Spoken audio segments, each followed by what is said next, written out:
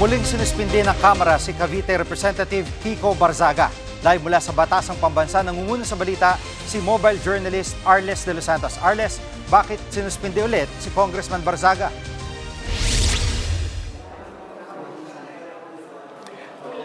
Jiggy, alam mo sa botong 238 affirmative votes, 10 against at 0 abstention, panibagong 60-day suspension nga ang ipinataw kay Cavite 4th District Representative Francisco Kiko Barzaga. Bunsod yan ng umano'y repeated escalating misconduct nito na nakadurungis daw sa imahe at reputasyon ng Kamara patungkol lalo habang siya ay suspendido mula December 1, 2025 hanggang January 30, 2026. Ayon kay House Ethics Committee Chairperson JC Abalos, imbis daw na magtino o mag-ayos si Barzaga dahil sa seryosong parusa na ipinataw sa kanya ay kabaliktaran pa raw ang ginawa o nangyari rito. Gaya na lamang ng pag-post ito sa kanyang social media kung saan tahasang sinabi nito na hindi siya dadalo sa anumang pagpapatawag o pagpupulong ng House Ethics Committee kaugnay nga ng isinasagawang pagpupulong at suspensyon sa kanya at maaari raw siyang sipain sa pwesto kung nanaisin ng Kamara.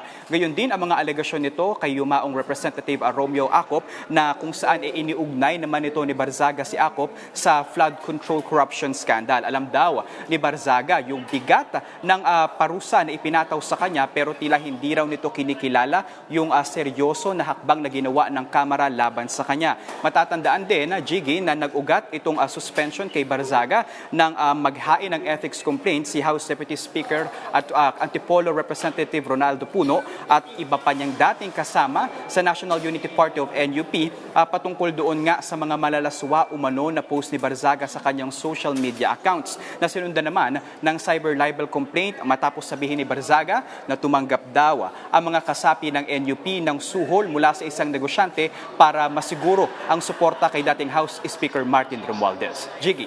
At Arles, bago itong kanyang second suspension ay nakatungtong na ba dyan sa Congress si Barzaga at meron na ba siyang pahayag dito sa panibago suspension?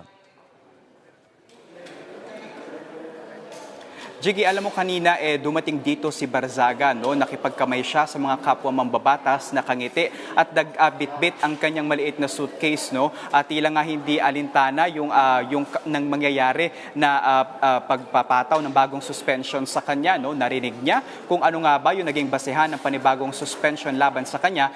Hindi siya umaayon dito pero hindi na natin naabutan kung karoon siya ng pagkakataon na magpahayag ng kanyang posisyon dito. Pero kaninang umaga, ipinahayag ni Davao First District Representative Paulo Duterte na hindi raw naaayon sa batas at sa umiiral na mga utos itong pag-suspend kay Representative Kiko Barzaga. Samantalang isa pa na nag-oppose dito nga sa suspension ni Barzaga, si Representative Paulo Marcoleta, kung saan sinabi na hindi daw si Barzaga yung kalaban dito o yung maaapektuhan, kundi yung mga kasama nito sa distrito, yung mga mamamayan ng Cavite 4th District Representative at bahagi daw ng karapatan nito ni Barzaga na magpahayag ng kanyang saloobin sa kanyang social media post. Jiggy.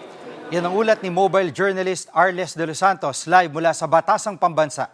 Mga kapatid, Jiggy Manikad po, pagdating sa mahalagang balita sa loob at labas ng bansa, dapat una sa lahat, mag-follow at mag-subscribe na sa social media pages ng News 5.